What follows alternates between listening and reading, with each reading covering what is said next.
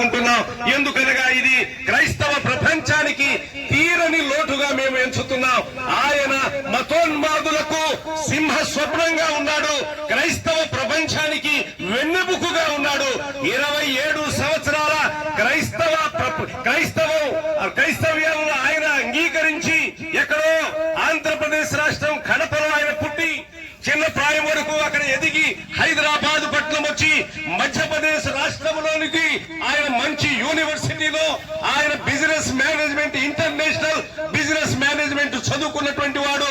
ఒక గొప్ప software company పెట్టి అనేకులకు విద్యను అందించుచు ఉపాధి కలిగించుచు ఉన్నటువంటి మహోన్నతమైన వ్యక్తి. ఆయనను ఈనాడు పొట్టన పెట్టుకున్నట్టుగానే కనబడతా ఉన్నది.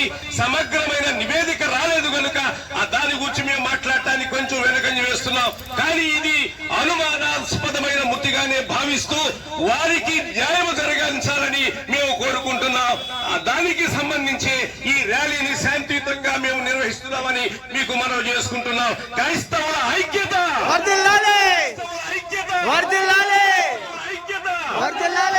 మరి నిజముగా అది హత్యగానే భావిస్తున్నాము. ఎందుకంటే అది చాలా హెల్మెట్ కూడా తలకు అంటుకొని ఉన్నది. మరి ఇది నిజంగా హత్య అని మేము పరిగణిస్తున్నాము. అక్కడ కూడా మరి పోస్ట్ మార్టంలో కూడా తెలిసి ఉన్నది. కనుక ఏది ఏమైనా భారతదేశంలో ఉన్నటువంటి క్రైస్తవులందరూ భారతదేశానికి సంబంధించిన వాళ్ళే, హిందువులకి ముస్లింకి ఎలాంటి వ్యతిరేకులు కాదని ఉన్న ఆత్మీయులు దేవుని సేవకుల సమక్షంలో శాంతియుత ర్యాలీని చేపడుతున్నాం. ఇలాంటిది ముందుకు ఎప్పుడు పునరావృతం కాకుండా ప్రభుత్వ వారు కూడా తగు చర్యలు తీసుకొని క్రైస్తవులకు తగు రక్షణ కల్పించవలసిందిగా ఈ సమయంలో ప్రభుత్వం వారికి కూడా సవినయంగా తెలియజేస్తున్నాం.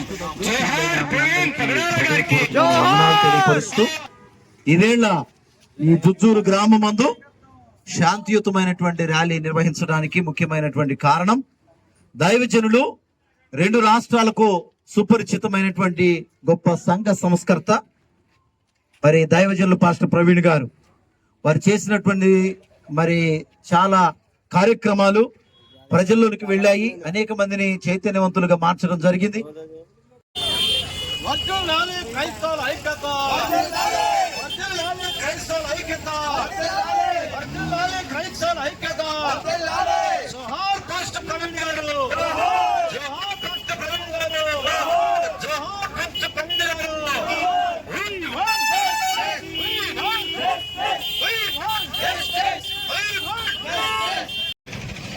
వర్ధిల్లాలి డాక్టర్ బిఆర్ అంబేద్కర్ ఆశయాలు, వర్ధిల్లాలి.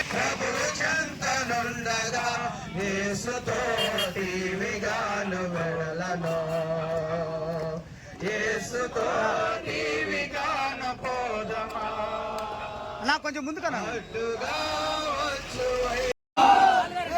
ఈ సమయంలో అందరూ చప్పట్లు కొడుతూ